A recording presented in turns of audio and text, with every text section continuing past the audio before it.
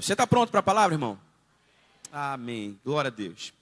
Existe uma história muito conhecida, eu não sei se você já ouviu essa história em algum lugar, é uma história sobre o bambu chinês, sobre como o bambu chinês é plantado e como ele cresce.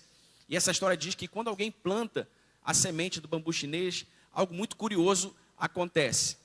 Durante o primeiro ano, depois que essa semente foi plantada, nada aparece. No segundo ano, nada apareceu ainda. No terceiro ano, absolutamente nada apareceu, se tornou visível. 4 anos se passam desde que a semente do bambu chinês é plantada, e então chega o 5º ano. E no 5º ano, depois que essa semente é plantada, em apenas 6 semanas, o bambu chinês cresce cerca de 25 metros. E a pergunta que todos nós fazemos é: esse bambu chinês cresceu 25 metros em 6 semanas ou em 5 anos? O que vocês acham? Obviamente, e a resposta é clara, o bambu chinês cresceu durante aqueles 5 anos em que absolutamente nada foi visto. O bambu estava ali desenvolvendo um sistema de raízes profundo, o suficiente para sustentar todo aquele crescimento que viria depois de muito tempo. Se o bambu chinês tivesse crescido antes, ele certamente teria quebrado sobre o próprio peso. E veja, irmãos, Deus age do mesmo modo que esse agricultor com as nossas vidas, porque Deus não tem pressa, Deus tem processos. E eu quero que você repita isso comigo, esse é o tema da mensagem dessa manhã. Deus não tem pressa, Deus tem processos. Você pode dizer isso de novo, um pouquinho mais forte, com um pouquinho mais de entusiasmo? Deus não tem pressa, Deus tem processos. Abra sua Bíblia comigo em Eclesiastes capítulo 7, versículo 8.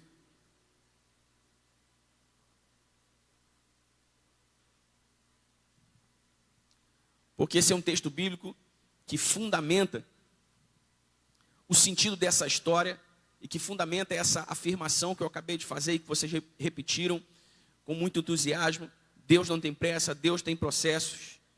Então vamos ver o que diz a palavra de Deus em Eclesiastes capítulo 7, versículo 8.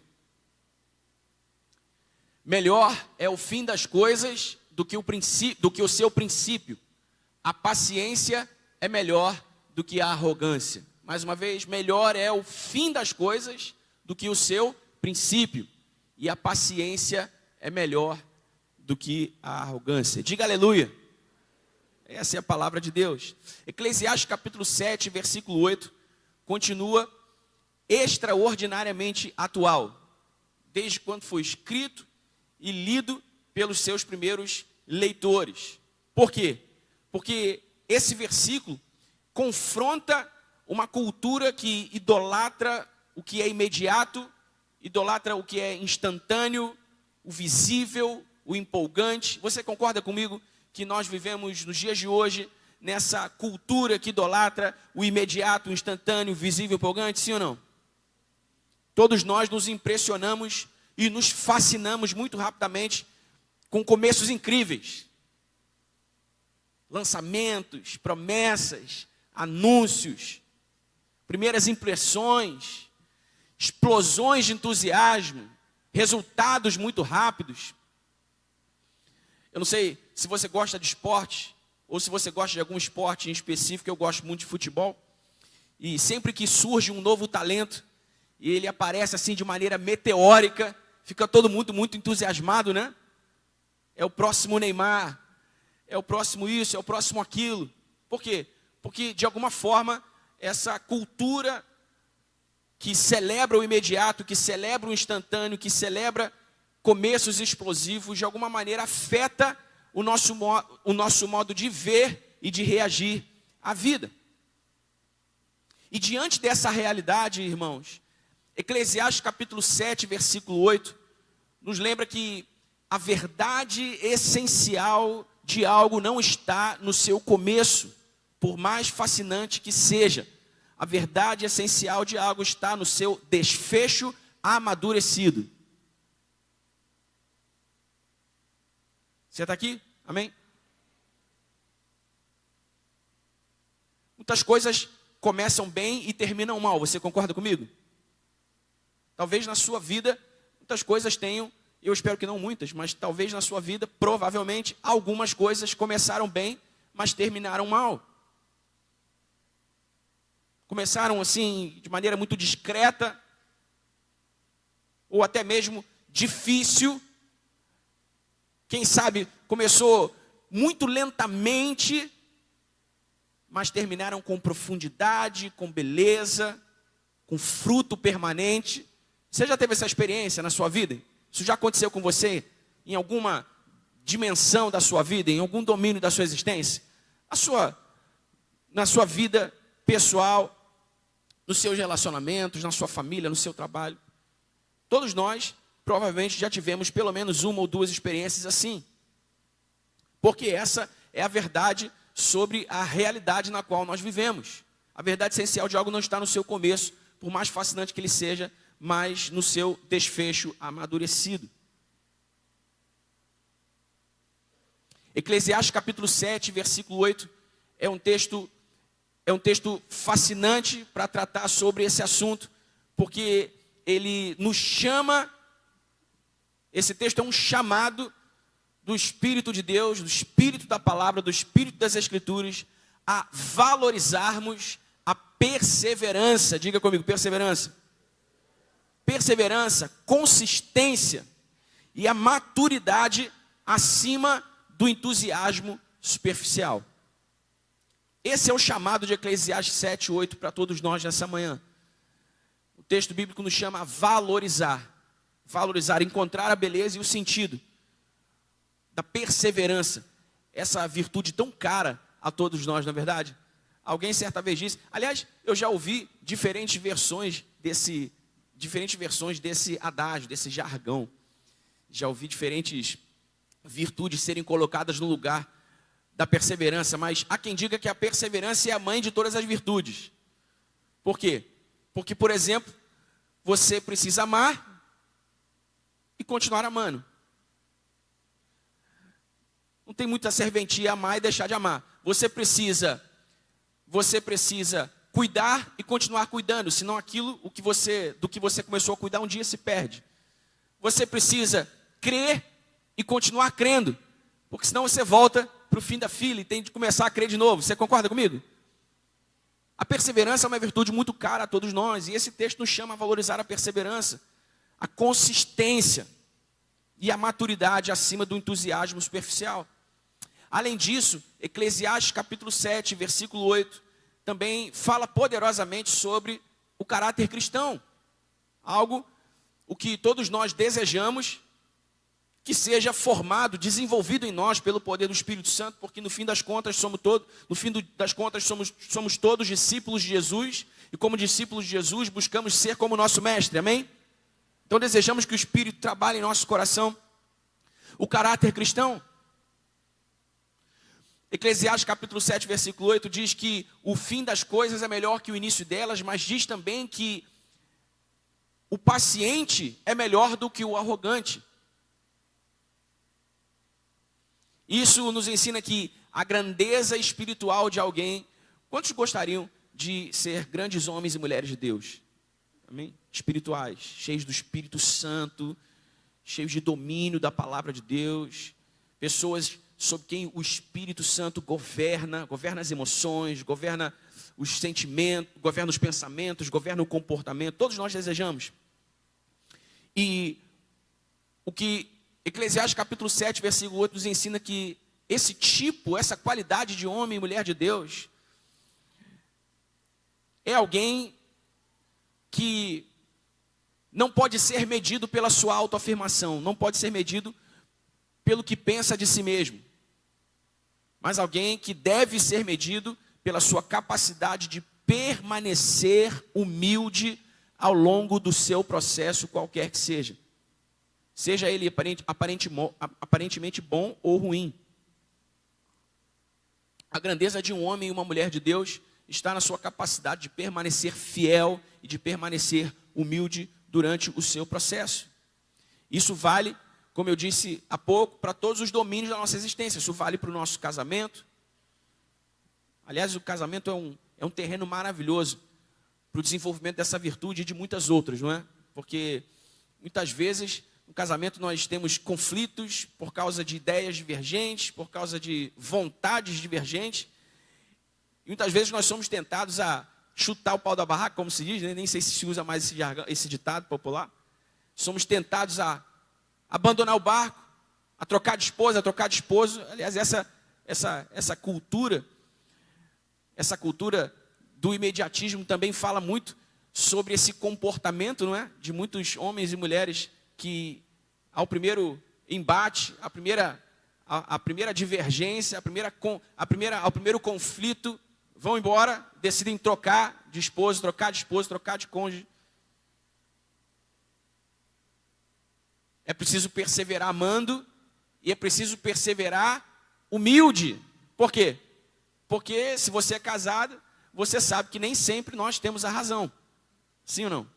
Nem sempre eu tenho a razão, nem sempre a minha esposa tem a razão, nem sempre você tem a razão, nem sempre a sua esposa tem a razão. E quando nós nos damos conta de que nós não temos a razão, nós precisamos ser humildes para dizer, ok, você venceu, ok, o seu jeito é o jeito certo de se fazer isso. Ok, a sua decisão é melhor. Ok, o seu caminho é melhor. Muitas vezes nós não somos humildes, criamos confusões terríveis dentro do nosso casamento só porque nós não somos humildes. Só porque nós não perseveramos humildes. Então isso vale para o casamento, isso vale para todos os domínios da nossa vida, meu irmão, para o nosso discipulado.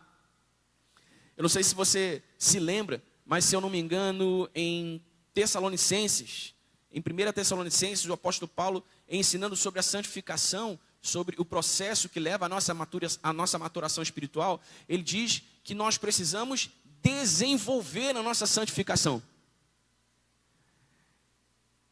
Ele diz, olha, vocês precisam desenvolver a santificação de vocês no tremor e no temor do Senhor. Por quê? Porque a nossa santificação é um processo, o nosso discipulado é um processo. Ninguém chega aqui hoje e amanhã já está sabendo como é que as coisas funcionam, e amanhã já está sabendo qual é a vontade de Deus, e amanhã já está sabendo qual é o propósito de Deus, e amanhã já está sabendo o que diz a Bíblia de Gênesis, Apocalipse, já decorou versículos. Não, é um processo. É um processo para uns um pouco mais rápido, para outros um pouco mais lento, mas é um processo. Por quê? Porque isso também é uma verdade para o nosso discipulado, isso é uma verdade para a nossa liderança, isso é uma verdade para o desenrolar da nossa vocação. Isso é verdade quando precisamos de cura emocional, porque muitas vezes em situações de pressão emocional, nós desejamos e até mesmo oramos para que as coisas se resolvam o mais rapidamente possível, porque muitas vezes nós entramos numa zona em que nós não conseguimos, controlar as nossas emoções, os nossos pensamentos, suportar as pressões, e nós queremos que tudo seja resolvido muito rapidamente, e nem sempre é. Nem sempre é. Eu sei que você sabe disso. Quantos de vocês já passaram por situações desagradáveis, que causaram confusão emocional, confusão mental, e vocês desejaram tanto que aquilo acabasse logo, e aquilo não acabou logo? Só eu, irmão? É ruim, eu sei que é ruim. Mas muitas vezes é necessário. E Eclesiastes 7:8 nos lembra disso. A espera em Deus, de um modo geral, requer essa perseverança e essa disposição à humildade, para entender que Deus não tem pressa. Eu gosto sempre de dizer que pressa é diferente de urgência. Muitas vezes Deus tem urgência, mas Ele não tem pressa. Porque a pressa mete os pés pelas mãos. A pressa é inimiga da perfeição, como diziam os nossos avós, não é? O apressado come cru e quente, não é assim?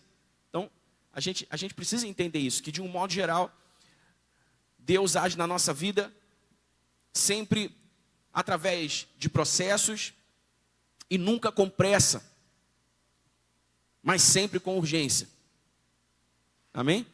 Porque Ele quer que a sua vontade seja feita em nós, Ele quer que o seu governo, Ele quer que a sua vontade seja feita em nós, Ele quer que a sua vontade seja feita através de nós. Nós precisamos lembrar disso. E a respeito da nossa vida cristã, Eclesiastes 7:8 pode significar pelo menos 4 coisas muito importantes sobre as quais eu quero pensar com você nessa manhã. para que a gente saia daqui hoje sabendo, e daqui para os próximos dias a gente se lembre e não se esqueça que Deus não tem pressa, que Deus tem processos. Aliás, é muito importante a gente entender isso, irmãos, porque quando a gente muitas vezes ora por respostas importantes, quando a gente ora por resoluções importantes, soluções de problemas importantes, nós normalmente desejamos, e isso é uma inclinação natural do ser humano, desejamos que tudo isso aconteça para ontem, não é? Porque o desconforto o desconforto é um hóspede indesejável. Nós não gostamos de lidar com o desconforto, nós não gostamos de lidar com aquilo que nos faz lembrar que nós não temos o controle de tudo na nossa vida, aquilo que nos faz lembrar que muitas coisas que acontecem porque tem que acontecer, e nós não entendemos quando elas acontecem, mas no processo e ao fim do processo, mais especificamente, nós entendemos por que aquilo aconteceu e nos damos conta de que aquilo tinha que ter acontecido mesmo. De toda forma, o desconforto é um hóspede indesejável, mas nós precisamos aprender o que Eclesiastes 7:8 nos ensina. Se nós desejamos, e de todo o coração eu desejo, e eu espero que você também, Deus realize em nós a sua vontade, Deus cumpra em nós os seus propósitos, sempre através dos seus processos. E a primeira coisa que esse texto nos ensina é que nós não devemos julgar a obra de Deus cedo demais. Nós não devemos avaliar e julgar aquilo que Deus está fazendo cedo demais. Mas por que comigo, Deus? Mas por que agora, Deus? Ah, que isso, Senhor? Não é possível, por que isso está acontecendo agora? Por que isso está acontecendo comigo? Porque eu. Você já orou alguma vez assim na vida? Eu já orei muitas vezes assim na vida. Especialmente antes de aprender essas coisas. Por quê? Porque em algum momento a gente acredita que a gente tem méritos. Em algum momento a gente acredita que Deus tem alguma obrigação de manter a nossa vida rodando sempre direitinha, sabe? E não é assim que funciona. Simplesmente não é assim que funciona.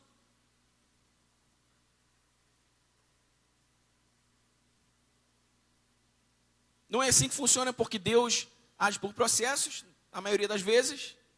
E não é assim que funciona porque essa não é a realidade na qual nós vivemos.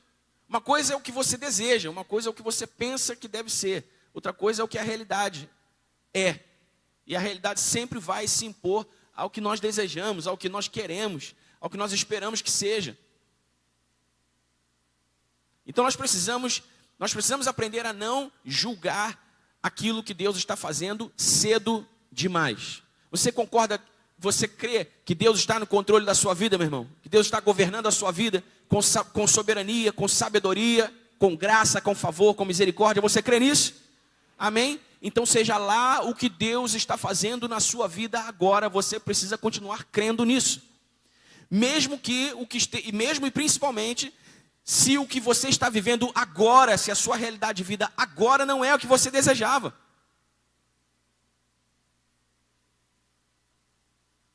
Amém? Mesmo e principalmente se a realidade de vida que você está vivendo agora não é a que você desejava. Você precisa continuar crendo que Ele está governando sobre a sua vida com soberania, com sabedoria, com graça, com poder, com misericórdia. E que se nós formos perseverantes e humildes, Ele realizará em nós todo o seu propósito. Há processos que parecem sem sentido no começo e vão ganhando algum sentido no meio. Pode ser, de repente faz sentido. Talvez esse caminho aqui seja um caminho. Mas no fim eles revelam o seu propósito. E eu não estou aqui julgando o tempo que Deus usa para realizar o processo na vida de cada um de nós. Os seus processos na vida de cada um de nós. Porque para uns, os processos são mais rápidos, para outros são mais lentos. E no fim do dia não é isso que importa. O que importa é se você está sendo perseverante e humilde para atravessar o seu processo. Se eu estou sendo perseverante e humilde para atravessar o meu processo. E nós não devemos nos julgar uns aos outros, comparando as nossas realidades, comparando a nossa vida, comparando as nossas histórias. Amém? Eu não estou entrando no mérito do tempo que Deus usa para realizar o seu propósito através dos seus processos. Eu estou dizendo que há processos que no começo não fazem sentido, vão ganhando algum sentido no meio, e no fim eles demonstram o seu propósito. Isso aconteceu com o próprio Jesus, por exemplo. Eu não sei se vocês se lembram, mas em Mateus, o Evangelho diz que quando Jesus já estava assim, digamos, famoso na cena, ele voltou a Nazaré, a cidade onde ele havia nascido, a cidade onde todo mundo conhecia ele desde pequenininho. E aí o texto diz que, por causa dessa fama que Jesus já vinha ganhando, em muitos lugares ele já havia feito milagres, em muitos lugares ele já havia curado enfermos. Em algum momento lá em Nazaré, diante dos seus, Jesus começa a fazer alguns poucos milagres e as pessoas dizem assim: mas esse daí não é o Jesusinho?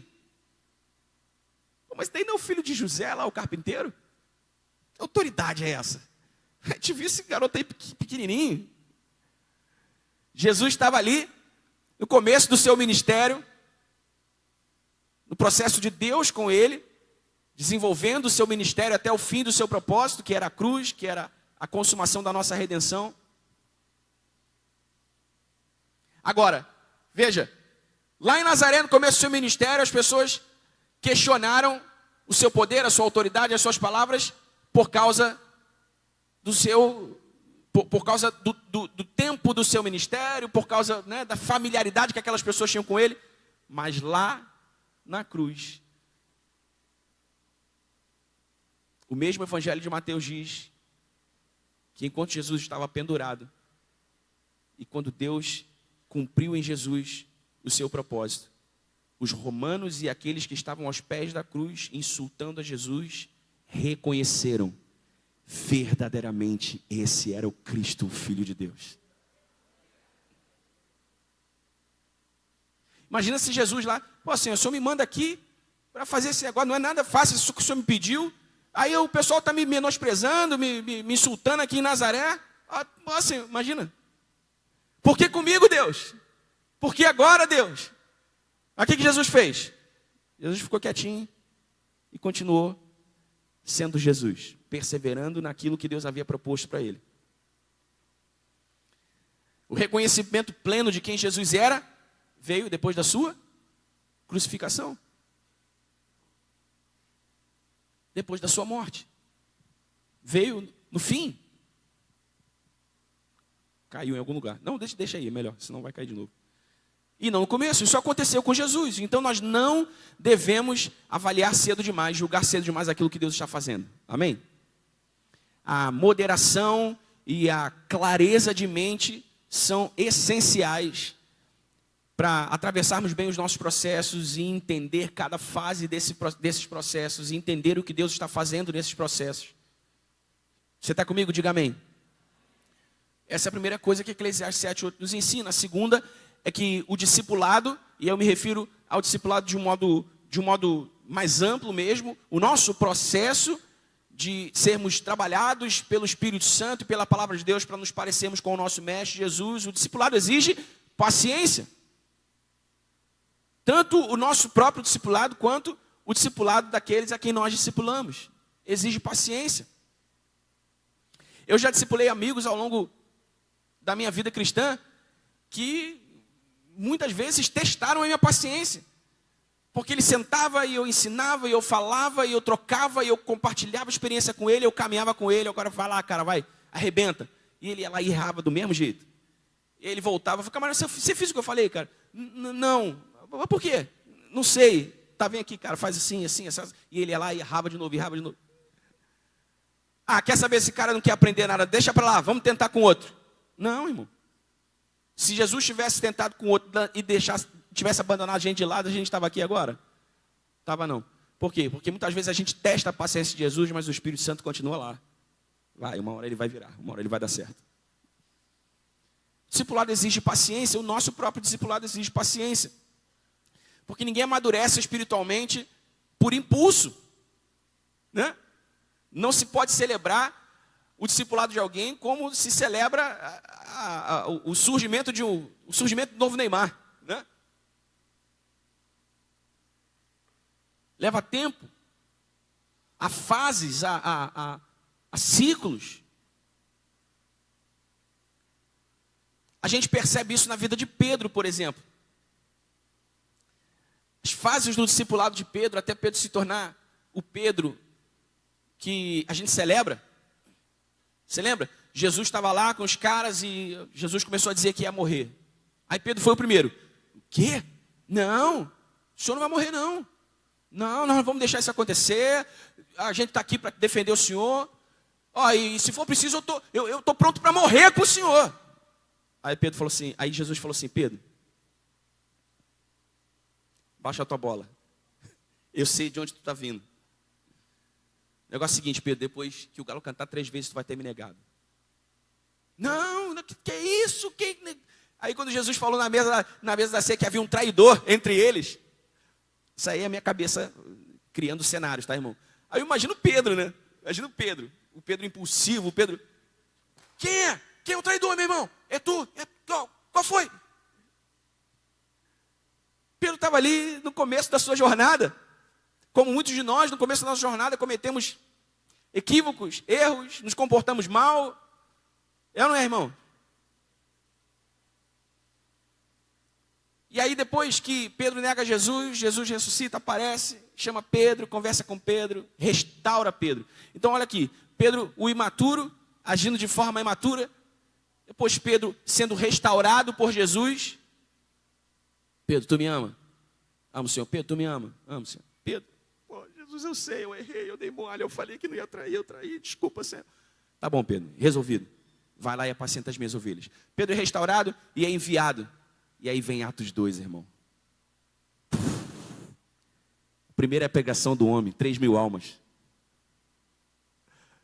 Chego a me arrepiar, meu irmão. Se tu não te arrepia, meu irmão, eu não sei mais o que pode.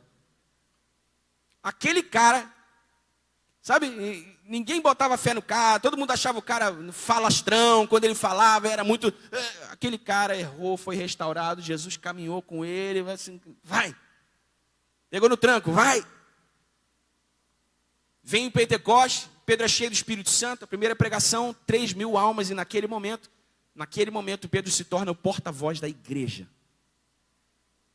de Jesus. Pedro e João são presos depois de curar um homem na porta do templo. Pedro prega de novo. Mais 2.000 almas são salvas. Imagina, irmão. O nosso discipulado exige paciência. Exige paciência. O trabalho de Deus conosco exige paciência. Por isso eu falei que é importante perseverança. Perseverança para não desistir, perseverança para não parar.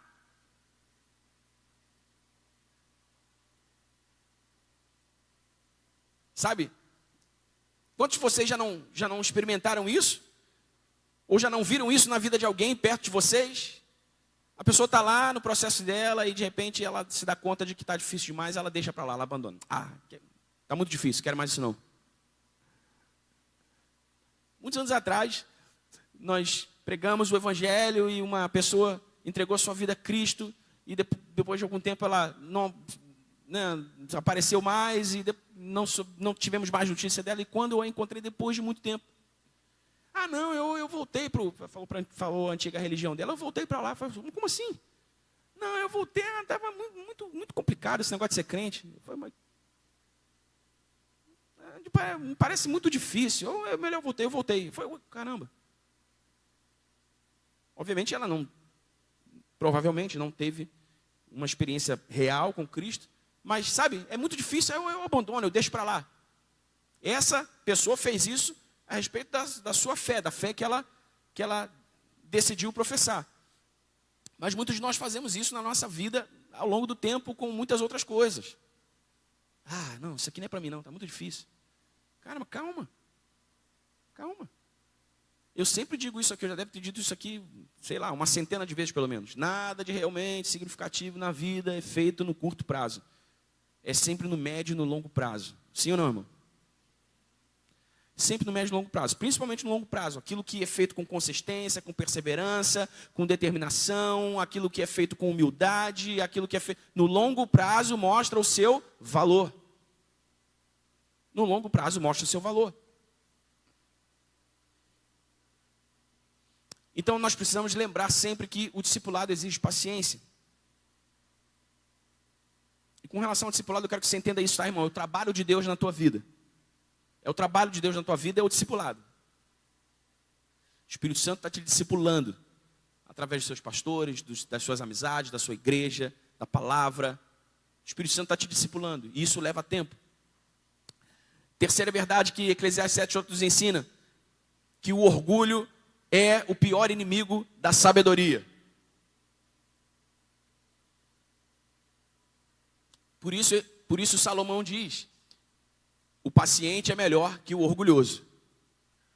O fim das coisas é melhor que o seu princípio e o paciente é melhor que o orgulhoso. Por quê? Porque o orgulho é o pior inimigo da sabedoria. Por quê, irmãos? Porque o orgulho sempre nos faz resistir ao tempo. O orgulho nos faz resistir ao tempo. Eu não quero esperar. Não, eu não vou esperar esse tempo todo. Não, eu não quero mais. Não, por favor. Não. Vamos para outra página. Quando resistir ao tempo era tudo o que nós precisávamos para que Deus cumprisse em nós o seu propósito. O orgulho nos faz nos sentirmos importantes demais para esperar.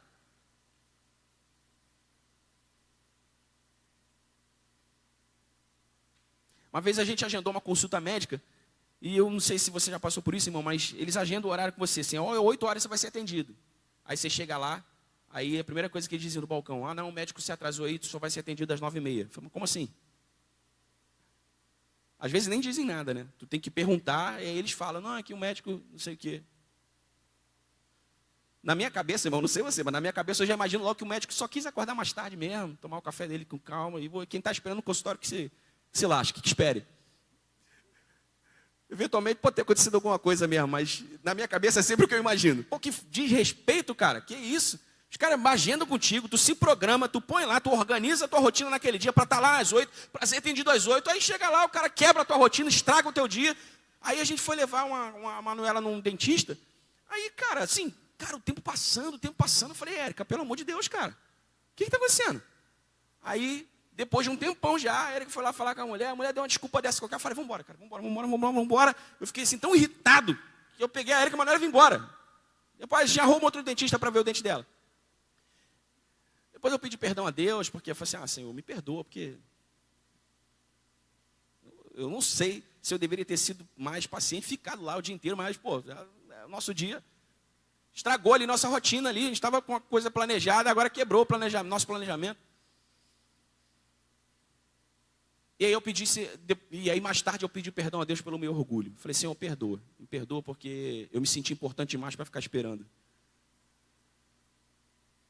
Porque é isso que o orgulho faz com a gente. O orgulho faz a gente se sentir mais importante do que a gente é, irmão.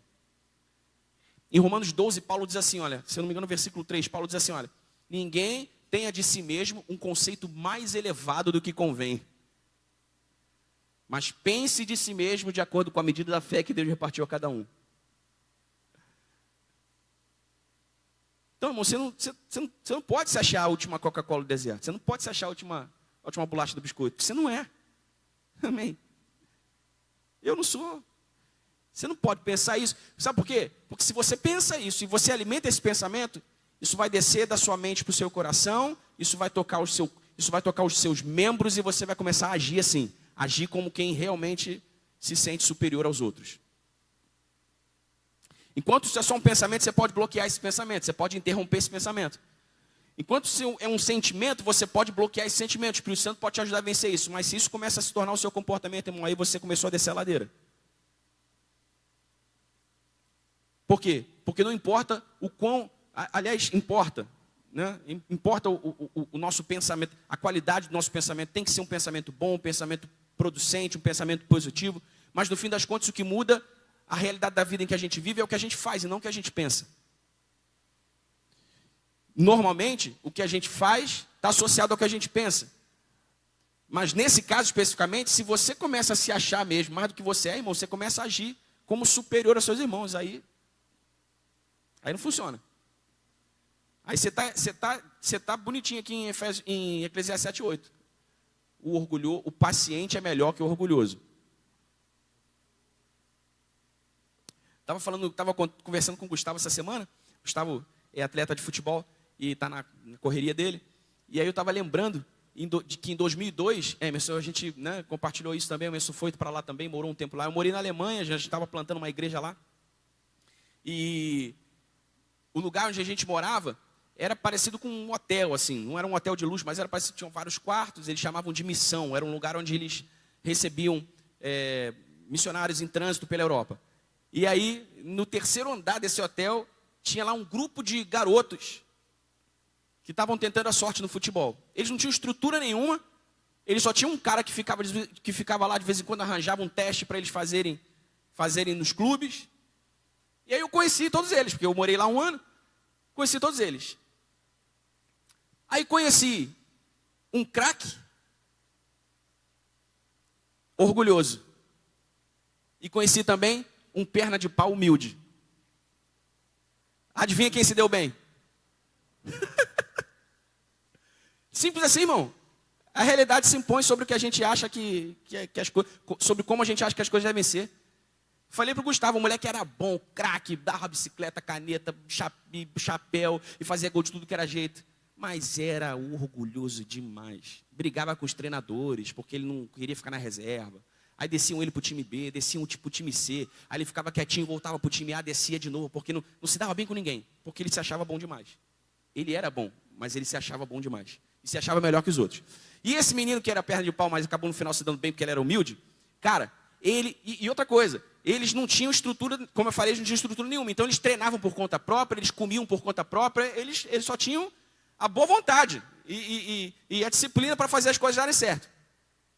Aí esse perna de pau, cara, o moleque acordava mais cedo que todo mundo, o moleque treinava mais que todo mundo, o moleque corria sozinho no bosque até tarde, o moleque fazia 350 flexões por dia, o moleque lá ficava chutando bola sozinho, e cara, aí como eu conhecia eles, eu ia assistir os treinos deles de vez em quando, né, as avaliações deles de vez em quando. Cara, e o moleque era centroavante, 9, só que era assim, ele era aquele 9, que mano, o cara, ele estava parado na área, e o nego chutava a bola pro alto, a bola batia nele e entrava no gol. E ele ia correr para um lado, a bola batia aqui, voltava para lá, entrava no gol. Ele fazia gol de tudo que era jeito.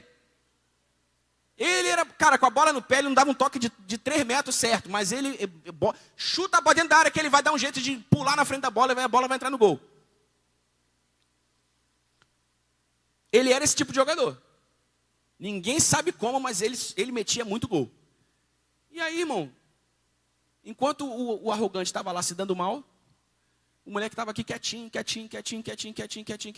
Um dia, alguém falou assim para ele, cara, consegui uma avaliação para você num clube. E é muito diferente, né? O futebol europeu com o sul-americano. 4ª divisão lá ainda é muito bom, porque os clubes têm uma estrutura muito boa. Consegui uma avaliação para você num clube de 4ª divisão. Aí os moleques ficaram, caramba, 4ª divisão, pô, que maneiro, vamos lá. O moleque foi lá fazer um teste no clube de 4ª divisão. Aconteceu alguma coisa, o avaliador que ia avaliar ele não foi. Quem estava presente lá no clube? Um outro avaliador de um outro clube de 2ª divisão. Aí daquele jeito, o moleque foi pro treino daquele jeito. Bate bola daqui, entra no gol, bate bola de lá, entra no gol. Ele dá cambalhota, a bola vai no gol. Ele come grama, a bola vai pro gol. Quero esse moleque aí no meu time. O cara de 2ª divisão lá falou, quero esse moleque no meu time. Enquanto o outro ficava descendo, subindo, e não se dava bem em clube nenhum, o moleque ficou quietinho na dele, trabalhando, humilde. É que nem o bambu chinês, irmão. Você acha que foi assim? Da noite para o dia, que apareceu lá alguém de 2ª divisão querendo contratar ele? Não, é todo dia. Ele ia para os cultos, participava dos cultos com a gente, treinava, participava dos cultos, treinava, participava dos cultos, treinava. Então a gente precisa entender, irmão, que o orgulho é o pior inimigo da sabedoria. Se você não cuidar do teu coração, das portas do teu coração, o orgulho entra. E quando o orgulho entra, ele começa a te deteriorar por dentro. Porque você simplesmente começa a achar que você é mais do que você é. Isso te leva a agir da maneira errada. E isso impede, não por força da vontade de Deus, porque Deus é capaz e suficientemente poderoso para executar a sua vontade sobre a vida de qualquer um, sem a ajuda de ninguém, mas por causa dos seus princípios, porque nós estamos entendendo hoje que Deus ele não age com pressa, ele age por meio de processos. Então, se você quer viver a vida com sua sabedoria, meu irmão, proteja o seu coração do orgulho. Proteja o seu coração do orgulho. Reconheça sempre a graça de Deus, o favor de Deus. Reconheça sempre a soberania de Deus sobre a sua vida. Reconheça sempre a bondade de Deus sobre a sua vida. Amém? E quarta e última lição que Eclesiastes 7:8 nos ensina é que a esperança do crente não repousa em começos humanos impressionantes. Mas a esperança do crente repousa na fidelidade de Deus ao longo do caminho e na consumação final da sua obra.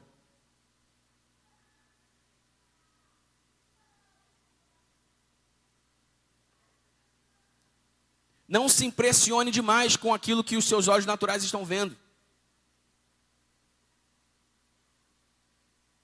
Não se impressione demais com aquilo que os seus olhos estão vendo. Nem se isso for bom, nem se isso for ruim. Porque aquilo que você vê agora é parte de um processo que não acaba agora, mas que está em curso, até quando só Deus sabe. Então o que é impressionante agora pode deixar de ser daqui a pouco. E pode se tornar algo muito ruim lá na frente. O que não é muito impressionante agora pode ganhar algum sentido daqui a pouco. E pode fazer todo sentido no futuro. O que é impressionante agora pode parecer sem sentido e se tornar impressionante de novo. O que não é impressionante agora pode ficar impressionante no meio e perder todo o sentido daqui a pouco.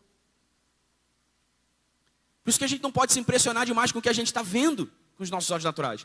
A gente se anima, a gente celebra, ok, nós somos seres humanos, mas nós não nos impressionamos demais e não colocamos nisso a nossa esperança. A nossa esperança deve ser colocada na fidelidade de Deus, a sua aliança conosco.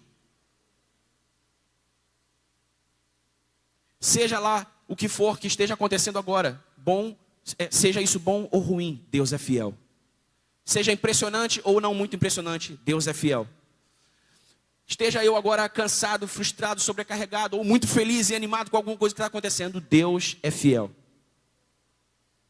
Em dias bons, Deus é fiel. Em dias ruins, Deus é fiel. Na prosperidade, Deus é fiel. Na escassez, Deus é fiel. Na saúde, Deus é fiel. Na doença, Deus é fiel. A nossa esperança repousa na fidelidade de Deus, a sua aliança conosco. E olha só, irmãos, que interessante. Se nós deslocarmos a nossa esperança, a nossa expectativa, a nossa alegria, a nossa fé de nós mesmos para Deus, então nós nos deslocamos do centro da nossa própria existência. Porque uma vez que a gente nasce de novo, meu irmão, a gente descobre qual é o propósito de Deus para a nossa existência. E a gente entende que nós não somos o centro da nossa existência. Deus é o centro da nossa existência. Minha preocupação primeira não é viver e fazer tudo que eu posso fazer para ser feliz nessa vida, mas é viver a minha vida para a glória de Deus, em gratidão ao sacrifício de Cristo por mim. Então, quando eu desloco isso de mim para Deus, irmão, pensa comigo de maneira lógica. Está no lugar certo agora? Porque se fica em mim pode dar errado, mas se fica em Deus, dá errado? Não. Sempre dá certo, mesmo quando dá errado. Por quê? Porque todas as coisas cooperam para o bem daqueles que amam a Deus. Então, com Deus, é a única maneira de dar certo, mesmo se der errado, Felipe. Por quê? Porque eu me mantenho firme crendo na fidelidade de Deus. Ah, mas foi incrível, foi maravilhoso, deu certo, aconteceu aqui, tudo se conectou, entrou dinheiro, uau, vamos fazer, vamos acontecer. Lembra de Jesus para Pedro? Calma, Pedro, baixa a tua bola, calma. Isso não é todo o processo, isso é só parte do processo. Então, o que Deus está fazendo, ou melhor, o que Deus está nos ensinando nessa manhã, meu irmão. Deus está nos ensinando sobre a importância da maturidade espiritual. Deus está nos ensinando a valorizar a solidez do fim mais do que o brilho do começo. Amém? Lembre do que eu falei ainda há pouco. O que começa brilhante pode não terminar sólido. O que começa sólido pode não terminar brilhante. Nós não colocamos a nossa expectativa naquilo que os nossos olhos naturais veem imediatamente. Nós cremos na fidelidade de Deus e aportamos nisso a nossa esperança. Mas nós sabemos que a solidez e a consistência do fim são mais importantes que o brilho do começo. Deus está nos ensinando por meio de Eclesiastes 7:8 a cultivar paciência.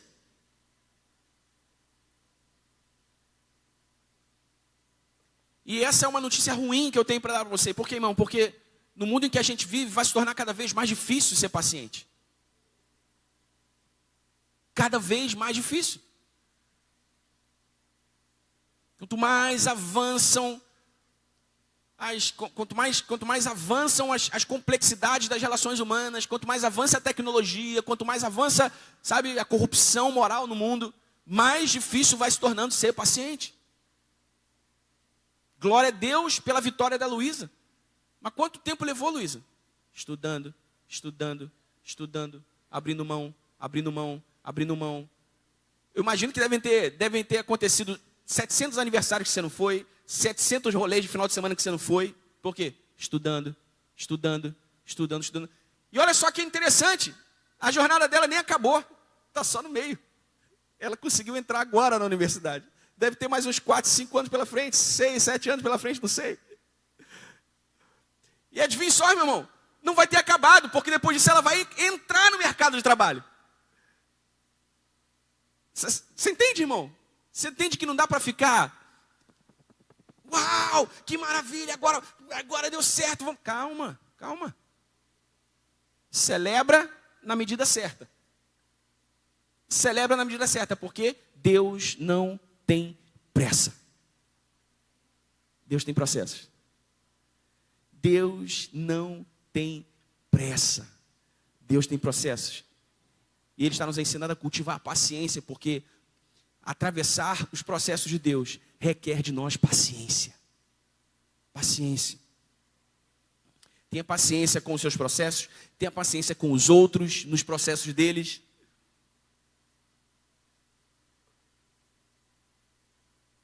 E isso em específico poderia ser um tema de uma outra mensagem, mas como nós lidamos com os outros enquanto eles estão nos processos deles. Mas você precisa ser paciente. Você precisa cultivar paciência. Deus também está nos ensinando que nós devemos resistir aos impulsos do orgulho. Resista aos impulsos do orgulho, meu irmão. Porque o orgulho é o pior inimigo da sabedoria. E sem sabedoria ou sem a sabedoria de Deus, ninguém vence. Ninguém vence de acordo com a vontade de Deus, né? Porque há muitas noções de vitória nesse mundo. Mas a noção bíblica de vitória nesse mundo, a noção de Deus de vitória nesse mundo, não tem a ver com as nossas capacidades, com as nossas virtudes, com as nossas forças, não tem a ver com sermos bons ou maus. Tem a ver com o governo soberano de Deus, cumprindo em nós a sua vontade, o seu propósito. Obviamente Ele usa as nossas vontades, Ele usa as nossas inclinações, Ele usa as nossas habilidades, mas no fim das contas, do Senhor é a terra e tudo que nela há, o mundo e todos os que nele habitam, disse Davi. O mundo e todos é do Senhor, meu irmão. Está sob o poder dEle. No fim das contas, Ele vai fazer o que Ele quiser. Vai permitir o que Ele quiser. E isso não é um convite à inação. Isso não é um convite a cruzarmos os braços e deixar, então, que Deus faça o que Ele quiser fazer. Não. Pelo contrário. Lembre-se que eu falei, Deus está usando as nossas vontades, os nossos sonhos, as nossas inclinações. Deus está usando a nossa obediência. Deus está usando a nossa fidelidade. Deus está usando a nossa moral. Deus está usando o nosso compromisso com a verdade. Deus está trabalhando por meio de todas essas coisas para cumprir o seu propósito. Então não é uma questão de cruzar os braços, não é uma questão de não agir, mas de agir em conformidade com o propósito dEle.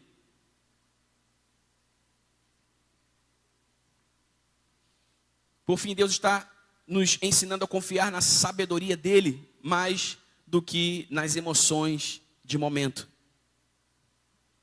Amém? A sua raiva não quer dizer que você está certo. A sua mansidão diante de alguma coisa que acontece não quer dizer que você está certo. Os seus impulsos emocionais não devem dirigir você. não devem guiar você. Paulo disse em Romanos capítulo 8, aqueles que são guiados pelo Espírito de Deus, esses são verdadeiramente filhos de Deus. Então eu não tomo decisões, eu não faço escolhas, eu não me comporto na vida com base naquilo que eu sinto apenas. Eu submeto aquilo que eu sinto à sabedoria de Deus. Processo aquilo que eu sinto no processo que Ele tá processando em mim.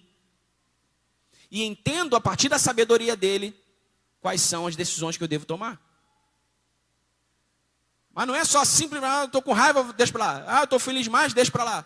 Eu estou sentindo isso, eu não sinto que eu devo fazer isso. A gente não faz o que a gente faz ou deixa de fazer o que a gente deve fazer pelo que a gente sente ou deixa de sentir, irmão. Mas é pela revelação, é pela sabedoria de Deus. É pela instrução do Espírito. É por isso que muitas vezes a gente toma decisões que as pessoas não entendem. A gente faz coisas que as pessoas não entendem. E tudo bem que elas não entendam, Pedro, porque essa, no fim do dia, é a vida que a gente vive, não é? Quando as pessoas dizem, ninguém paga as tuas contas, ninguém está gerindo a JPA para você. Então não importa se ele pensa lá que a tua decisão foi errada ou acertada. O que importa é que você tenha certeza que você não agiu com base nas tuas emoções somente, mas que você agiu com base na sabedoria divina. É isso que importa. Então Deus está nos convidando Deus está nos ensinando e ao mesmo tempo nos convidando a não sermos guiados pelas nossas emoções, mas pela sua sabedoria. Porque, irmãos, num mundo apressado e orgulhoso, imediatista,